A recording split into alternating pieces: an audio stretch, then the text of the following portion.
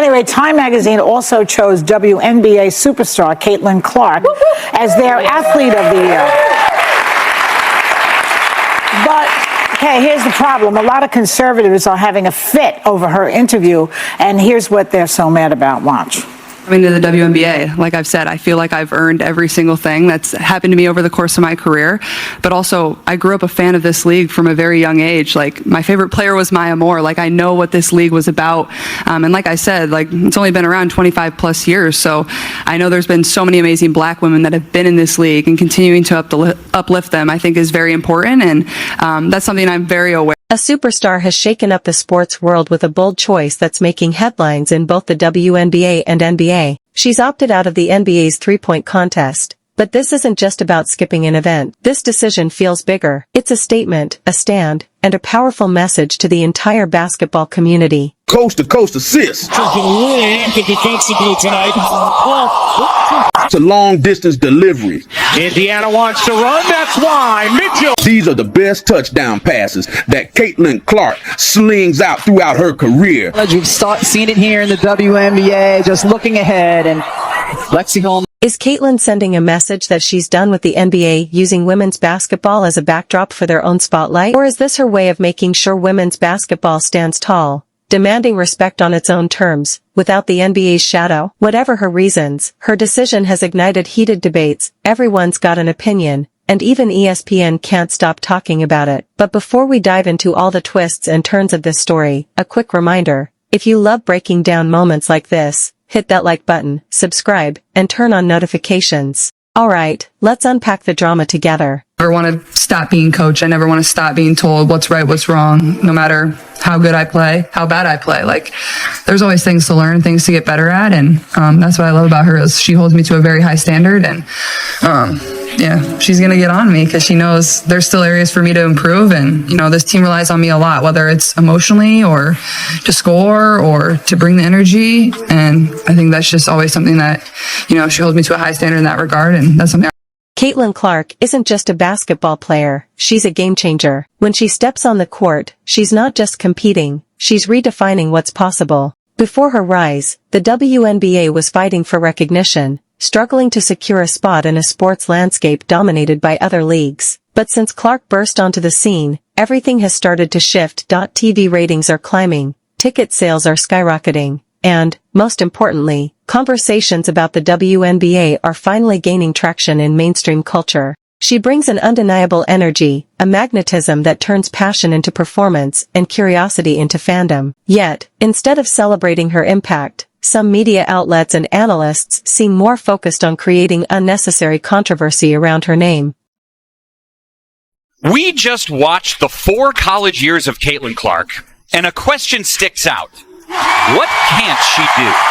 We are watching one of the greatest basketball players of all time. This kind of resistance is nothing new in the world of sports. Whenever a generational talent rises, the critics aren't far behind, quick to label them as overhyped or products of media buzz. But let's be clear, CaitlinClark doesn't just move the needle in the WNBA, she is the needle. She's reshaping the league's future, drawing the attention and respect the sport has long deserved. Look at her recent decision, choosing to skip the NBA's high-profile three-point contest to focus on her role in the WNBA. That wasn't just a choice, it was a statement. She's saying loud and clear, the WNBA isn't an afterthought, it's where I belong, and it's where my focus stays. Her actions reflect a level of self-awareness and loyalty that many athletes in her position might have made every single WNBA player and star pissed.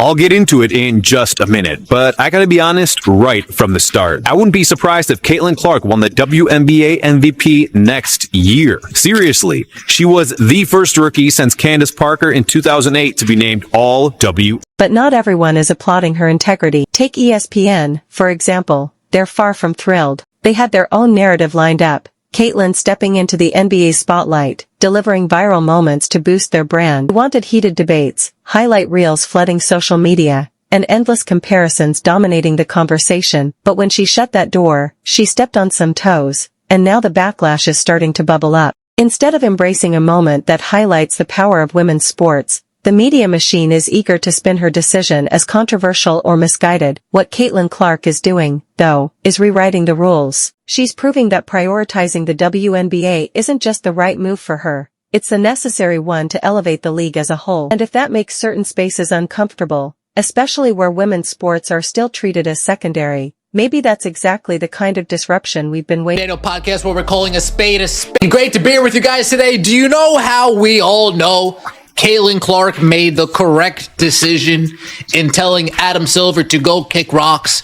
Telling the NBA, you know what, maybe we'll revisit this in a couple of days when some things that I want in writing are met, when some of my requirements are met. Maybe we'll revisit this when you guys get closer to All-Star Weekend and are really scrambling to find a reason for anybody to sit down and watch NBA. Clark's choice isn't about avoiding competition. It's a powerful declaration of autonomy and self-direction. She's making it clear she won't be reduced to a prop in the NBA's spectacle. To understand the weight of this decision, we don't have to look far. Just last year, the NBA All-Star Weekend featured the highly publicized showdown between Steph Curry and Sabrina Ionescu. It was historic, no doubt, a major moment for women's basketball, but if we're being honest, that moment tilted the scales heavily in the NBA's favor. The crossover was packaged as progress for women's sports, but the loudest applause went to the NBA for its inclusivity, not to the WNBA for showcasing its talent. Clark sees through that. On and off the court, her decision to make her debut at the WNBA All-Star Weekend instead of the NBA's isn't just a matter of scheduling.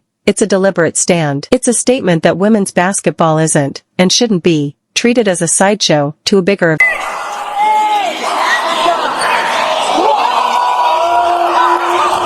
By taking this stand, Clark is sparking a conversation that's making some people uncomfortable, and others outright furious. Many probably assumed she'd play along, eager to embrace the crossover hype. After all, ESPN and other sports media giants love narratives where women's sports are showcased just enough to be a feel-good story about progress. But to everyone's surprise, Clark didn't stick to their script, she rewrote it. Instead of feeding into the narrative they wanted, she chose to give her loyalty and star power to the WNBA, making it clear where her heart truly lies. And rather than being celebrated for that commitment, some analysts are treating her decision like a betrayal, as if she's broken some unspoken basketball code. It's a fascinating twist in her journey, one that defines her not just as a generational talent, but as a fearless voice, unafraid to challenge the norms and demand more for women's basketball.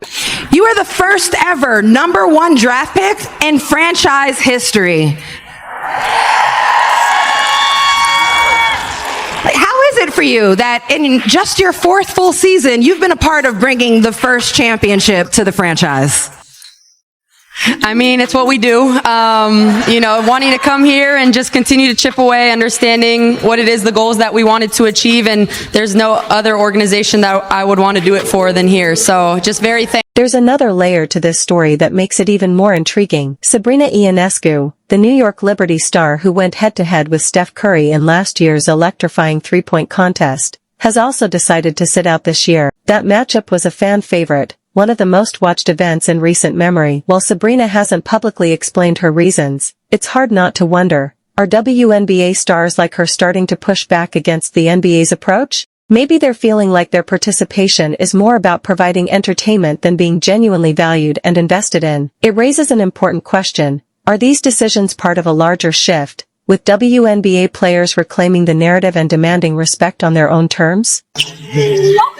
Ball inbound to Kylie Shooks. 4 seconds left. Ionescu, a long three for the win, and she gets it!